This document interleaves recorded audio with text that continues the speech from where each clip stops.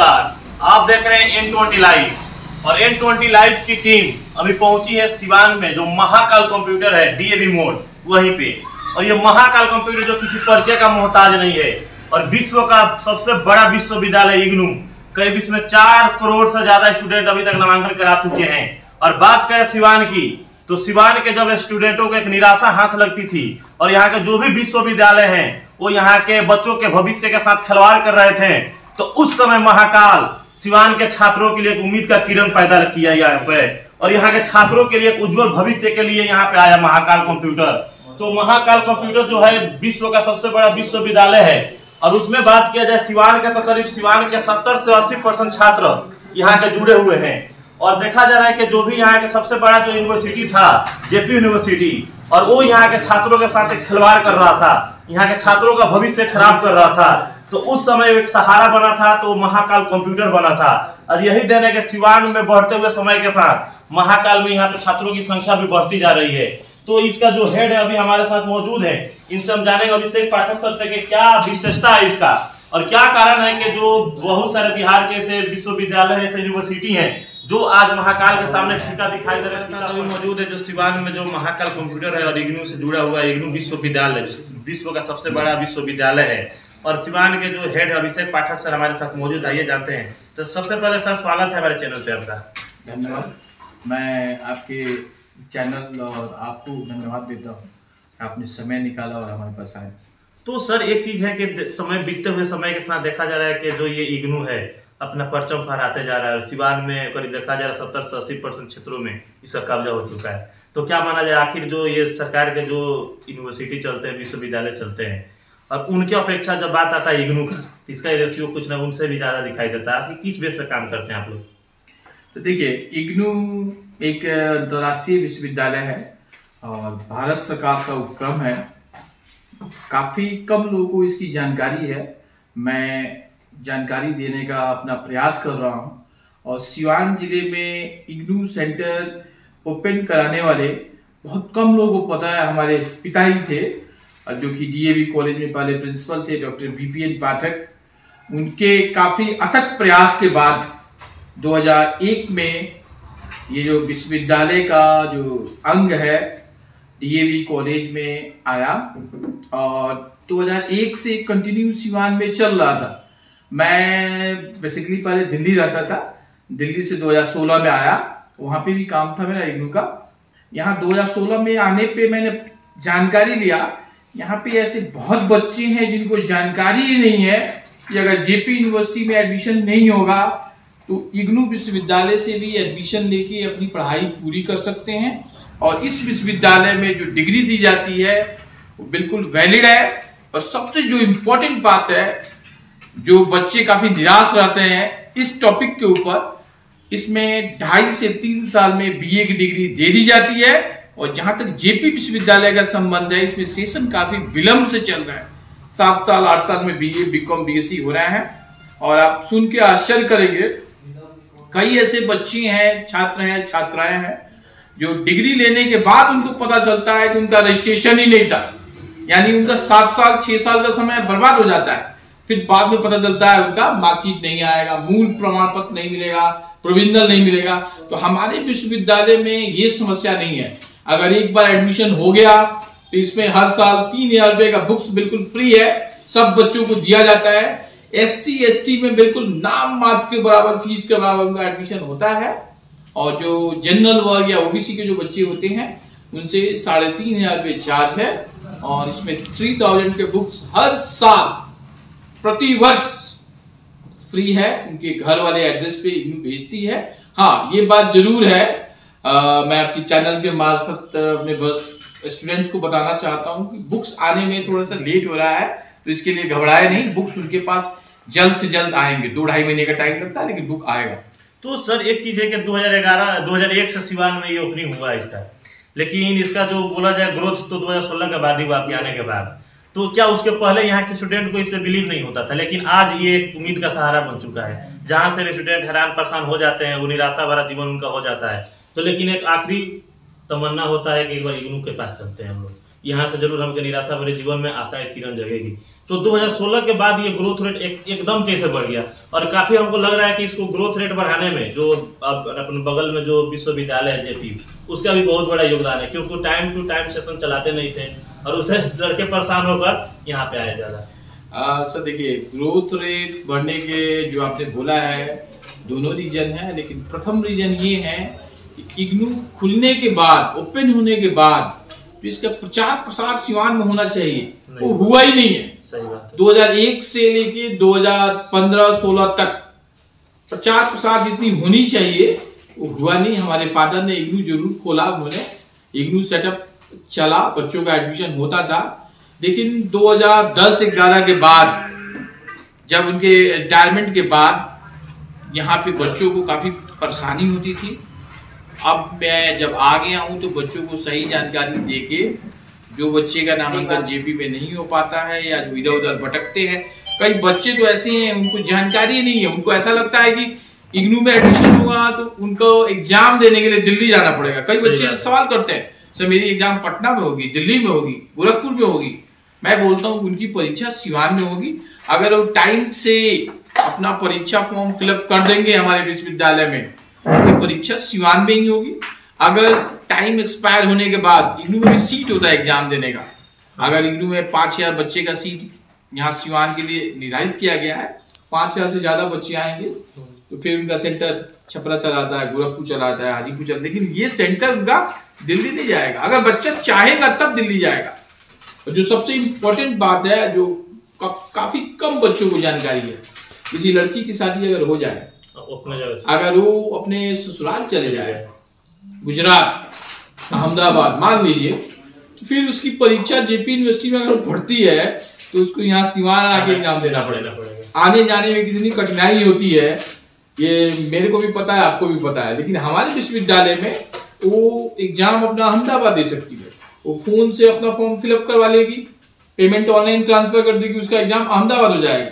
मैंने इस सत्र में कम से कम 400 से 450 बच्चों का ऐसा फॉर्म फिलअप किया है जो कि बाहर रहते हैं, आउट ऑफ स्टेट है, बिहार से भी बाहर है। वो लोग वहां नौकरी भी कर रहे हैं और साथ साथ अपनी पढ़ाई भी कर रहे हैं, उनको छुट्टी लेके आना नहीं पड़ता। जेपी यूनिवर्सिटी में तो छुट्टी लेके आना पड़ेगा, और यहाँ आने के बाद पता चलता है मुखिया का चुनाव है तो एग्जाम कैंसिल हो गया, विधायक का चुनाव है तो कैंसिल हो गया। ये सब चीजें हमारे यूनिवर्सिटी में नहीं है। कोरोना काल में ये एकमात्र ऐसा विश्वविद्यालय है जो कि फर्स्ट ईयर और सेकेंड ईयर वाले बच्चों को बिना एग्जाम दिए प्रमोट किया। टाइम टू टाइम सेशन है। जेपी यूनिवर्सिटी में विदाउट एग्जामिनेशन किसी बच्चों को प्रमोशन नहीं मिला है। हमारे यहाँ फर्स्ट ईयर सेकेंड ईयर पास हो गए, केवल फाइनल ईयर का एग्जाम कोरोना पीरियड में भी लिया है। किसी यूनिवर्सिटी ने एग्जाम नहीं लिया कोरोना पीरियड में। 2020 में हमारे यहाँ फाइनल ईयर बच्चों का एग्जाम हुआ, 2021 में भी हुआ है। लेकिन जो सेशन को सही रखने के लिए जो इग्नू का पद्धति है, काम करने का जो तरीका है, काफी बेस्ट है और दुनिया का सबसे बड़ा विश्वविद्यालय आज की डेट में बन चुका है। तो सर आप इतना बड़ा सुविधा दे रहे हैं यहाँ के छात्रों के लिए, तो क्या रीजन है? कहीं ये जो यूनिवर्सिटी है इसका जो सर्टिफिकेट मिलेगा बच्चों को वो मान्य होगा कि नहीं होगा, रेगुलर है या इरेगुलर है? फिर आपको सुन के आश्चर्य होगी, शायद आपको भी जानकारी नहीं होगी।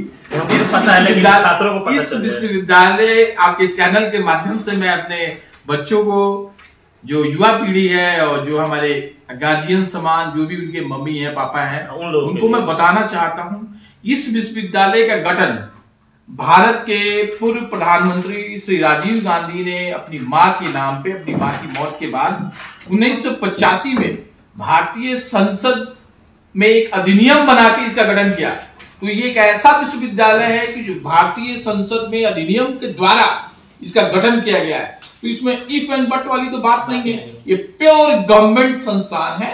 जेपी यूनिवर्सिटी यूजीसी से रेगुलाइज होता है। हमारा विश्वविद्यालय केंद्र सरकार का जो शिक्षा विभाग है, शिक्षा मंत्रालय, उससे और यूजीसी दोनों से रेगुलाइज होता है और इसकी डिग्री बिल्कुल वैलिड है। इसके बच्चे जो बीए पास करके जाते हैं, आपको सुन के ये भी आश्चर्य होगा, वो हर साल 3-4 बच्चे आईएएस आईपीएस कंप्लीट करते हैं और बैंक्स में तो डिफरेंट, मतलब सैकड़ों बच्चे का सिलेक्शन होता है। रेलवे में भी जाते हैं और डिफरेंट प्रतियोगी परीक्षाओं में भी जा रहे हैं। ऐसे ऐसे बच्चे हैं जो कि सीए कर रहे हैं लेकिन हमारे आगे एमकॉम करते हैं। ये सुन के आपको आश्चर्य होगा, लेकिन मेरे पास खुद के, मतलब सीवान जिले में कुछ ऐसे बच्चे हैं जिन्होंने मेरे यहाँ से सीए करने के बाद, चार्टेड अकाउंटेंसी एक कोर्स होती है जो बच्चे बीकॉम पढ़ते हैं, उन्होंने कोर्स करने के बाद मेरे यहाँ से एमकॉम में एडमिशन लिया और एमकॉम कंप्लीट किया। ऐसे डजन्स, यानी दर्जन से ज्यादा छात्र हैं। तो देखिए, बढ़ते हुए दुनिया के साथ समय की आज बहुत किल्लत है, किसी के पास टाइम नहीं है। और उस कंडीशन में अगर एक स्टूडेंट का 5 साल का समय अगर कहीं बर्बाद हो जाता है तो समझिए वो 5 साल उस स्टूडेंट को कितना पीछे लेके जा सकता है। और उस कंडीशन में ये जो सिवान में जो महाकाल कंप्यूटर है और जो इग्नू का एक ब्रांच है यहाँ पे, और ये टाइम टू टाइम सेशन देता है। 2.5 साल के अंदर आपका बीकॉम, बीएससी, एमए, एमएससी, ये जो भी कोर्स होते हैं कंप्लीट होंगे यहाँ से, तो समय भी बचेगा और आपका भविष्य भी संवरेगा। तो यहाँ के जो नया जनरेशन है, नई पीढ़ी है जो अभी इंटर में पढ़ाई कर रहे हैं, उन लोगों के लिए एक सुनहरा अवसर है ये महाकाल कंप्यूटर। एक बात क्योंकि वो भी आगे जाएंगे तो कहीं ना कहीं से अपने एडमिशन कराएंगे, और कहीं गलत जगह पे एडमिशन कराएंगे तो 4 से 5 साल का समय उनका बर्बाद हो सकता है। और एक स्टूडेंट का 5 साल का समय बर्बादी का मतलब आप भी समझ सकते हैं वो स्टूडेंट कितना पीछे जा सकता है। तो सर, हाँ बताइए सर। एक बात मैं आपके चैनल के माध्यम से बताना चाहता हूँ। अभी जो एडमिशन चल रहे हैं इसमें 2.5 साल में हमारे यहाँ बीए, बीकॉम, बीएससी हो जाएगा।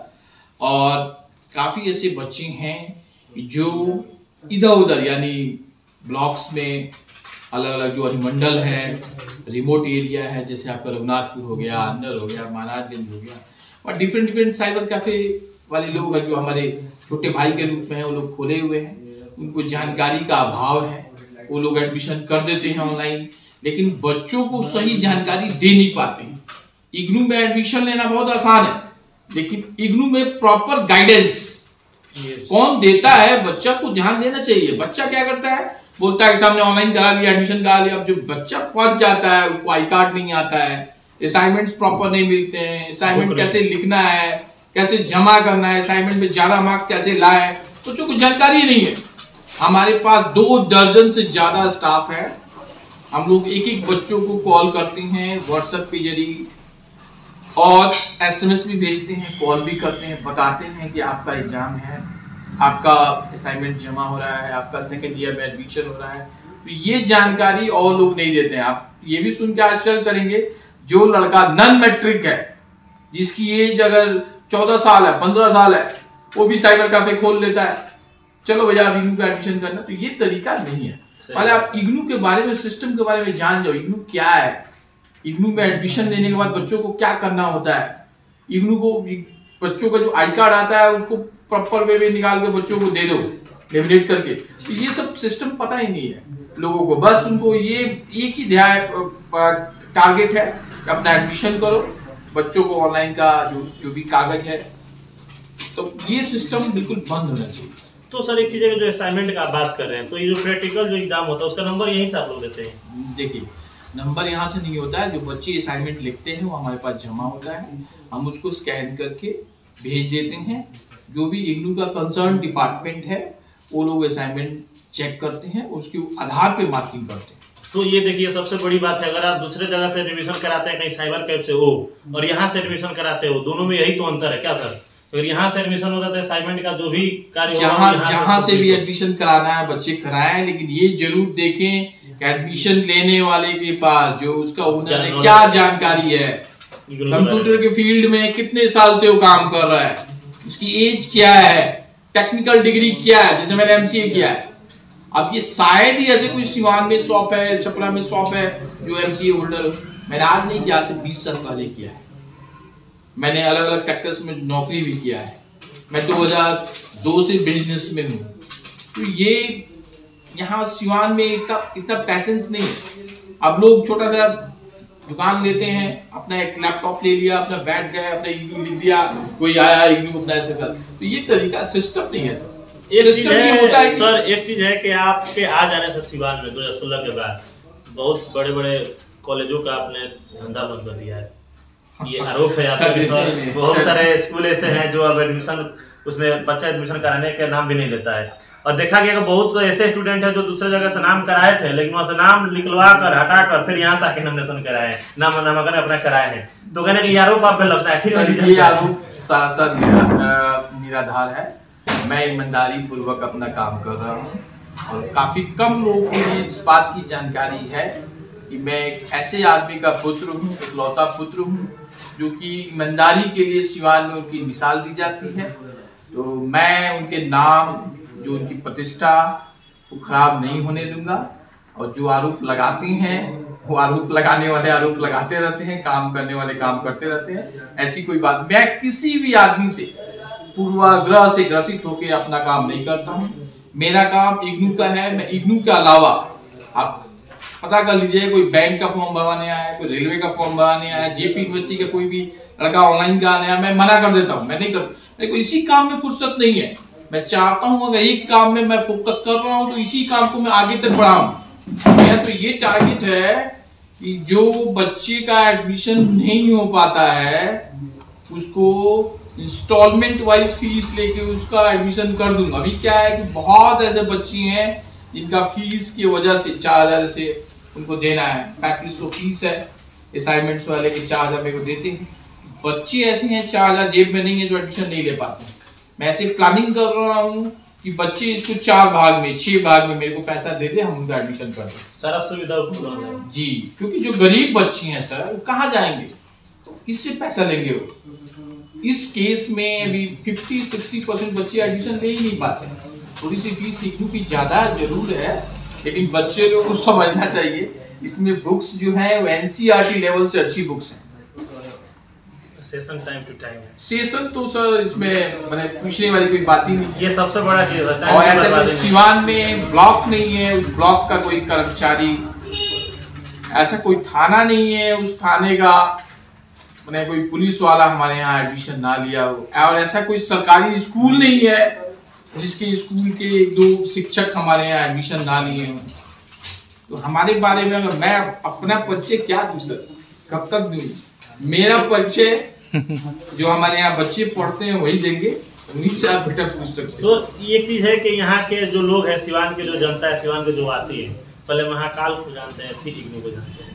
ये महाकाल है, महाकाल ये नाम कैसे पड़ा था महाकाल? मैं थोड़ा सा शंकर भगवान का भक्त हूँ। महाकाल वहां से नाम पड़ा और किसी ज्योतिष ने बताया था कि नाम रखो आप, मैंने नाम रखा। और महाकाल और इग्नू दोनों कोई ऐसा नहीं है कि अलग अलग है। इग्नू बहुत पुराना है और महाकाल नया है। तो मैं किसी नाम के ऊपर में इग्नू को महाकाल की वजह से जाना जाता है। हाँ, ये बात सत्य है कि मेरे आने के बाद इग्नू में जो एडमिशन का रेशियो है बहुत ऊपर मैं लेके गया हूँ। और मैं अगर 2-4 साल यहाँ रह गया तो ये रेशियो कम से कम 40,000 के ऊपर हो जाएगा पर ईयर। तो ये महाकाल उन लोगों के लिए सच में एक काल बन कर आया है जो बच्चों के जीवन के साथ खिलवाड़ करते थे और समय पे उनका सेशन समाप्त नहीं करते थे और वो बच्चे अपने जीवन से हैरान परेशान हो जाते थे। लेकिन सर के आ जाने से 2016 में यहाँ के जो भी छात्र थे जो अपना एडमिशन करा के बोले तो फंस चुके थे, उन लोगों के लिए एक आशा के किरण बन के आया महाकाल कंप्यूटर सिवान में। और वैसे छात्र वहां से एडमिशन यहाँ पे आके कराएं और वो अपना सेशन सही समय समाप्त भी कर चुके हैं और अपने जॉब में भी लगे हुए हैं। तो जो भी छात्र हैं जो अभी पढ़ाई पीरियड में है और अभी इंटरमीडिएट पढ़ाई कर रहे हैं, आगामी जो एग्जाम होंगे उसके बाद से ये सुनहरा एक अवसर है यहाँ पे इग्नू जो यहाँ के छात्रों के लिए अपना सुविधा देते आ रहा है। हालांकि चार्जेस थोड़ा ज्यादा है, लेकिन उसके बदले में सर का कहना है कि हम लोग बुक लोग भी प्रोवाइड कराते हैं यहीं से और सारा चीज यहाँ पे आपको अवेलेबल रहता है और टाइम टू टाइम सेशन भी चलता है। तो सर अंत में जो भी स्टूडेंट है जो अभी पढ़ाई कर रहे हैं और सही गाइडलाइन नहीं मिलने के कारण वो दिशा भटक जाते हैं और उसका नुकसान उन लोगों को 5 साल तक उठाना पड़ता है। तो उन लोगों के लिए आप क्या संदेश करते हैं? आप इग्नू के ऊपर विश्वास रखें, महाकाल पे विश्वास रखें, अपने आप पे भरोसा रखें और इस विश्वविद्यालय के बारे में कुछ और डिटेल जाननी हो तो जो ignu.ac.in जो वेबसाइट है वहां से पता करें। और जो हमारे बच्चे जो पढ़ते हैं या जो पढ़ के जा चुके हैं, हर गांव में ऐसे मुझे लगता है कि 50-60 बच्चे हैं जो हमारे यहाँ इनरोल हैं या इनरोल होके पास हो चुके हैं। उन बच्चों से अगर आप जानकारी लेंगे तो आपको पता चल जाएगा इग्नू क्या है, महाकाल क्या है। तो थोड़ा सा जो लोग पहले एडमिशन कराते थे उनके दबाव में ना आए। ये विश्व का सबसे बड़ा संस्थान है और भारत सरकार का उपक्रम है, ये प्राइवेट यूनिवर्सिटी नहीं है।